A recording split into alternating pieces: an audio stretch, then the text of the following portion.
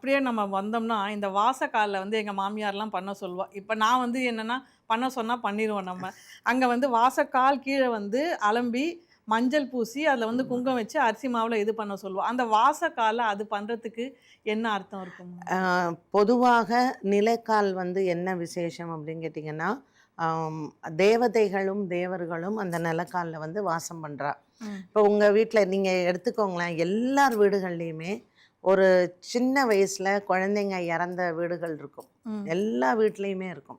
ஒரு 3 வயசுல இறந்து போன குழந்தை இருக்கும், பெண் குழந்தை இருக்கும், இல்ல ஆண் குழந்தை இருக்கும். 5 வயதுல இறந்தது இருக்கும். ம். இல்ல பொறந்து 1 மாசத்துல செத்துப்போன குழந்தைங்க.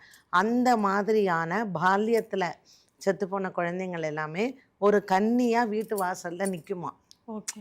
அது அந்த அந்த நிக்குமா புல்லரிக்க சொல்லுவாங்க. ம். நிக்குமா. நிக்கிறச்சே அந்த குழந்தைங்கள்லாம் வந்து இந்த வீட்ல வம்சவிருத்தி ஆகணும். ம். நானே வந்து குழந்தையா பொறக்கணும்.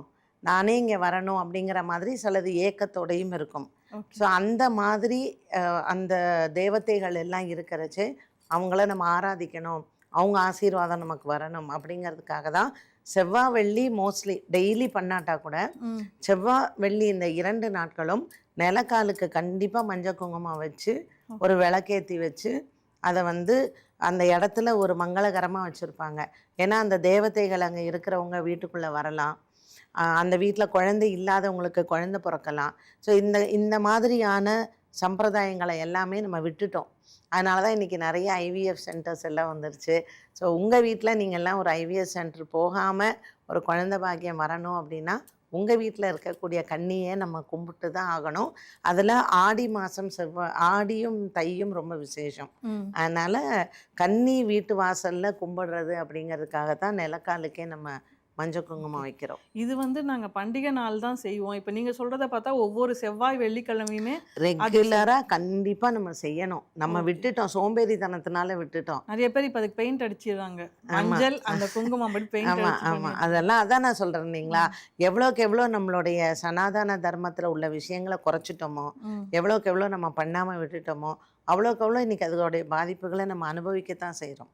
என்னென்னலாம் நம்ம வந்து ஈஸியா கிடைக்கிற விஷயங்களுக்கெல்லாம் இன்னைக்கு நம்ம ரொம்ப கஷ்டப்படுறோம். அதில குழந்தை பாக்கியம் ஒண்ணு. அவங்களுக்கு சரியான விளக்கம் குடுக்காததுனால தாம்மா அவங்க பண்ண மாட்டேங்கிறாங்க. இது ஆமா. பண்ணுனா, ம். ஏன் பண்ணணும் அப்படின்னு இப்ப ஆமா. நீங்க சொல்ற நீங்க மாரி வந்து கிளியரா சொல்லி ஆஸ்திரேலியால இருந்தாலும் சரி, ம். இல்ல நீங்க வந்து கனடால இருந்தாலும் சரி, உங்க வீட்டு நிலக்கால்ல, ஐயோ! இங்கெல்லாம் இதெல்லாம் வழக்கம் இல்ல அப்டின்னா கூட 2 பூவ வைங்க. ம். 2 பூவ நல்ல ஈரத்த வச்சு தொடச்சிட்டு 2 பூவ வச்சு, அ 2 விளக்கேத்தி வைங்க. விளக்கேத்தி வைக்கும்போதே 2 பூவ வச்சு சாமிய கும்பிட்டு, உங்க வீட்ல இருக்கிற சாமிகிட்ட போய் கும்பிடுங்க. இது வந்து மார்னிங் அண்ட் ஈவினிங் பண்றது ரொம்ப விசேஷம். ம். உங்களுக்கு டைம் இல்லைன்னா அட்லீஸ்ட் ஒன்ஸ் அ டே. ஓகே. செவ்வாய் அல்லது வெள்ளி. வெள்ளி. இந்த விளக்கேத்துறது பத்தி சொன்னேன் இல்லையாம்மா? ம். கார்த்திகை மாசம்னா வந்து நம்ம டெய்லி வாசல்ல சாயந்தரம் வாசல்ல விளக்கேத்திருவோம். எங்க மாமியார் சொல்லுவாங்க, மார்கழி மாசம்னா காலையில ஏத்தணும் வைக்கணும். ஆமா. அப்படிம்பா. இந்த விளக்கேத்தது நம்ம முன்னாடிலாம் வாசல்ல பார்த்தோம்னா, அந்த விளக்குக்குன்னே ஒரு மாடம். போர்ஷன் ஆமா, அதெல்லாம் ஆமா. இருக்கும். ஸோ இந்த விளக்கேத்துறதுங்கிறது காலையில ஏத்தணுமா? ஈவினிங் ஏத்தணுமா? இல்ல 2 வேளையும் ஏத்தணுமா? அதுக்கு பின்னாடி ஏதாவது இது ஆ இருக்காங்க? பொதுவா சூரிய உதயம், சூரிய அஸ்தமனம். இது ம். 2ம் தான் கணக்குல வச்சுப்போம் நம்ம. இப்போ சூரிய உதயம் அப்படிங்கும்போது 5:30 to 6 மார்னிங். அப்ப அந்த பஞ்சஉஷத் காலம்னு சொல்லுவாங்க.